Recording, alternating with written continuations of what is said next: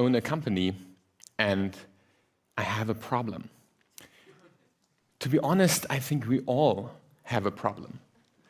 Because we all stopped to discuss one of the most important questions, a question that affects all of us, a question people died for 100 years ago in revolutions. Private ownership or state ownership? Capitalism or communism? Who should control the institution that all of us spend most of our time in? Who should control our companies? Greedy capitalists or mindless bureaucrats? Or maybe, but just maybe, none of them? Many people say, fuck capitalism. But, should we fuck capitalism? And if so, how? At this point, I have to make a confession. I am a capitalist.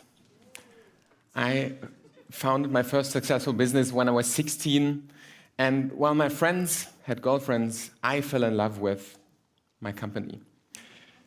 I love private ownership. It gives you the power to shape the environment you live in. You have an idea at night, you can realize it the next day. You identify 100% with what you own. It's like having a child. You feel responsible for the company like a parent. If the company is struggling or ill, you have to be there. You can't hide, you can't make excuses. And that is what's so great. That is what's so great about private ownership. It clearly defines who is responsible and accountable. Not nobody, not everybody. You as the owner, you are responsible and accountable for it. That is the big promise of ownership. But I'm today here to tell you this great idea of private ownership. It needs us. It is ill. This fascinating innovation, this history-changing idea that we as humanity had more than 2,000 years ago, it is in deep, deep trouble. It is misused against us all, against humanity. And if we don't reclaim it, if we don't reconquer it, it will destroy our economy, our society, and maybe even our planet. So please join me to understand the illness and find a cure to heal private ownership. Our first stop on this journey will be a hospital in Eastern Germany. When I was young, I visited it a lot. My father was the director there. It used to be a great hospital. They had wonderful, warm atmosphere, happy employees, well taken care of patients, organic food, and they made healthy profits. So nothing that required a change. But in recent years, the ownership of the hospital was sold once, twice, 3 times, eventually 4 times to a public stock market company. And each investor paid a higher price to buy the hospital, and so each investor had to put more pressure on the hospital to increase profits to earn back the high price they paid.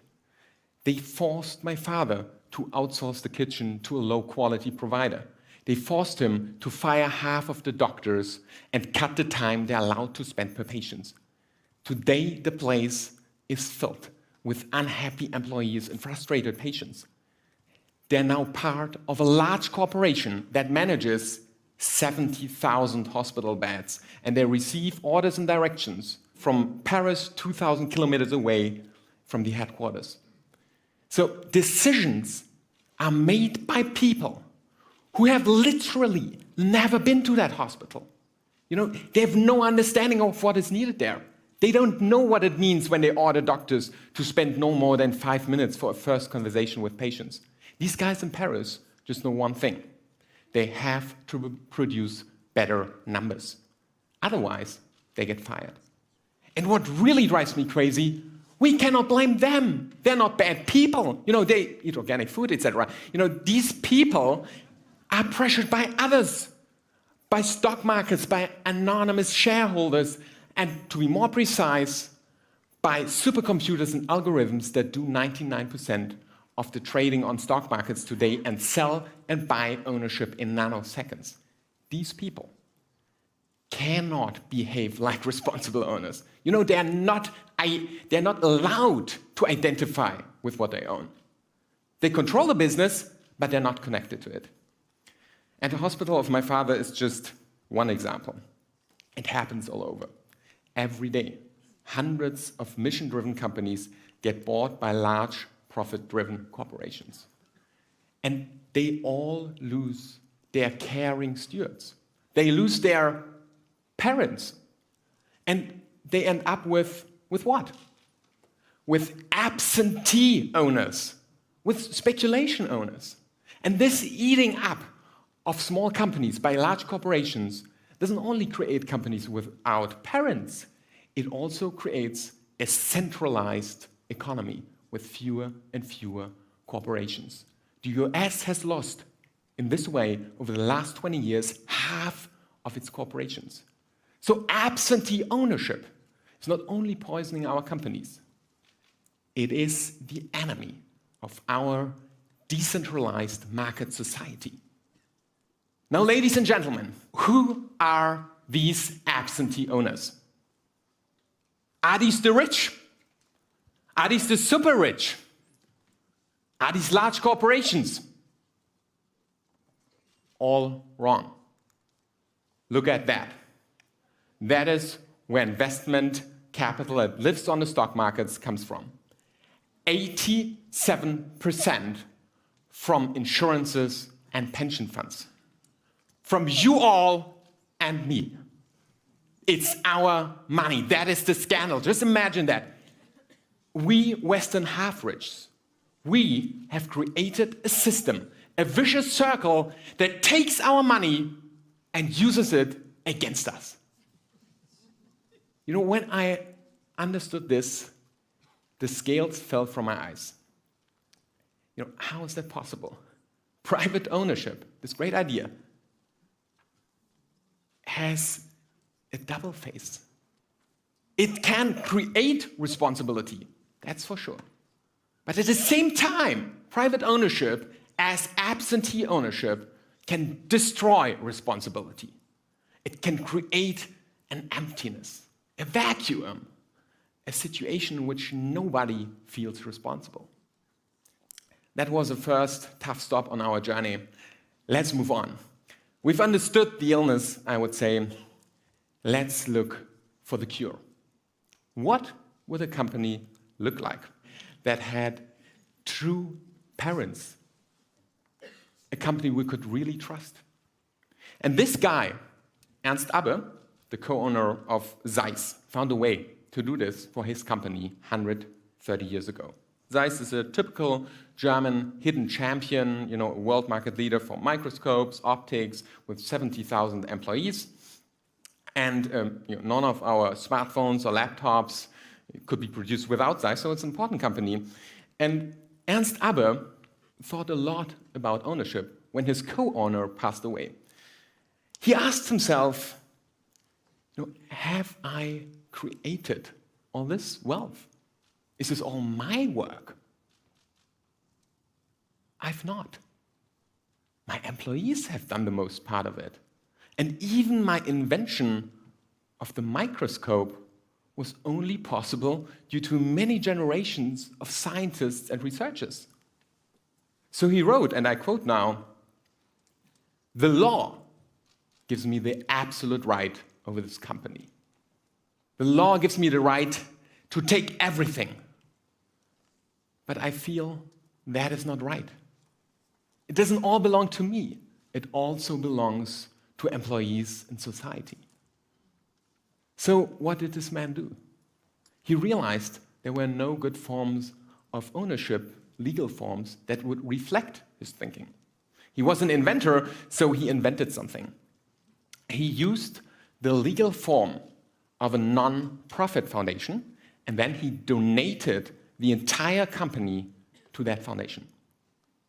You know, it's the first foundation-owned company of the world. From that moment onwards, Zeiss has belonged to itself.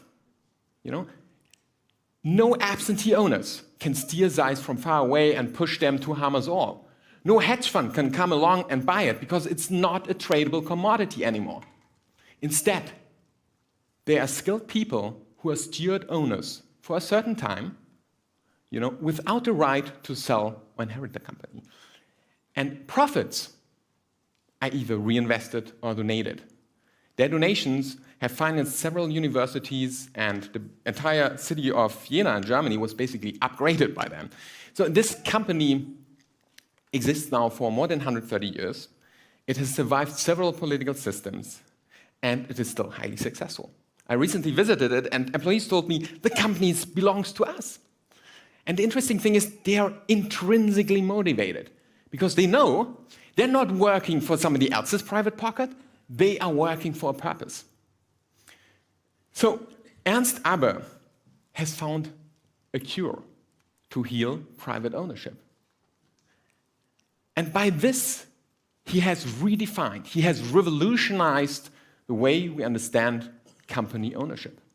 And the good news is, he's not alone. Many other companies have found the cure as well. The famous company Bosch, for example, is only owned by stewards. John Lewis Partnership made 70,000 employees to steward owners. Rolex in Switzerland, Playmobil or Dr. Hauschka in Germany, and many, many others. I studied many of them. I visited them, conducted interviews, and what I found, they all follow two simple rules, the two rules of steward ownership. Or you could also say the two rules of decommodification of the company. So what are these two rules?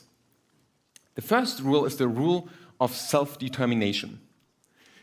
The rule of self-determination says, make sure the company or the control right of the company is not a tradable commodity. I say it again because it's so important. Make sure the control over the company or the company itself is not a tradable commodity. That means the company is not a thing. It's not a shoe that you can sell and buy. It's not a puppet of anonymous stock markets, but it is a being. It is a being that has stewards who are only stewards as long as they are connected to the mission, to the company. They can't sell, they can't just pass it on to their children. So that's the first rule. The second rule is the rule of purpose. And the rule of purpose says, make sure profits are seen as a means. They're important, but they are means to an end, not an end in itself. I repeat it again because, again, that's an important rule. Profits are seen as a means to an end and not an end in itself. That means profits are mainly reinvested or donated. And this means these companies exist to create value for us, to solve problems in the world, not for the sake to make money. They exist for us. Now, these two rules are very simple. That's all basically what I have to give to you today. But they're super revolutionary at the same time. They are actually family business 2.0. Instead of giving your company to your blood relatives, the lottery of sperm, etc., instead of giving it to your blood relatives, you give the ownership of the company to value and ability relatives. That means you make sure the company has parents and not speculation owners. So our journey has led us now to the solution. It is neither state ownership nor private ownership, but it is something new, or you could also say it's something revolutionary, but quite old at the same time. It is just true private ownership, nothing more. Or to say it differently, it is steward ownership. A steward of a company is like a parent for a child. Now let's not stop the journey here yet. Let's go on and understand how exactly can we realize this today. And of course, the state doesn't offer steward ownership as a legal form, not yet. So you have to find ownership hacks. You have to hack around it. That's what I did with my company. I put the two rules of steward ownership, I put them up again, I put them into the articles of association into the constitution of my company. When a hedge fund comes along, they can obviously just, give a lot of money and then you could change the rule. So to prevent this, we founded a foundation that holds a veto right, a golden share, and prevents changes to those rules. Now, when I made this public, you cannot believe how many employees and how many customers wrote me and told me it changes their relationship to our company completely. They're not anymore instruments to make me rich. The company is truly there for them. When I talk about this with mainstream economists or mainstream lawyers, they often say, Armin, come on, you are naive. This cannot work. You're turning off the engine of capitalism itself. And I am, yes. But the good thing is, many studies of hundreds of Stewart-owned companies proved these mainstream economists wrong. Studies show these Stewart-owned companies have a 6 times higher survival probability after 40 years. They live longer, and they're more profitable in the medium term and in the long term. Data shows customers trust them more, employees earn more, stay longer, and are more motivated. So Stewart ownership is actually better for our companies, and better for us all. It is the right cure to this poison of absentee ownership. And that's the reason why I got together with several other entrepreneurs to found the Purpose Foundation that helps other entrepreneurs to start and transform companies based on Stewart ownership. We also founded an ownership transformation investment fund that basically helps Stewart-owned companies and can buy companies off the market and make sure they never have absentee owners again, but only stewards. So let me conclude. We can obviously not just say, fuck capitalism, but we can stop being puppets of absentee owners, of anonymous stock markets. We all know this feeling of powerlessness in face of a gigantic anonymous system, a wild animal that we call economy today. But, ladies and gentlemen, how can this wild animal have so many arms to harm us if we don't lend our arms to it? How can it have so many feet to trample on our economies and our environment if these were not our feet? How can it have any power over us if not through us? We can tame that animal. We can stop being puppets. We can, if we are unhappy at our working places, if you are a frustrated entrepreneur or a frustrated employee, we can get together with our colleagues. And you can make your absentee owner an offer to buy them out and reclaim your company. Let's not leave our companies and our economy to these wild animals, neither to greedy capitalists nor mindless bureaucrats. Let's reclaim it. Let's reconquer it. Let's become true stewards of our economy, not for profit, but for purpose. Thank you.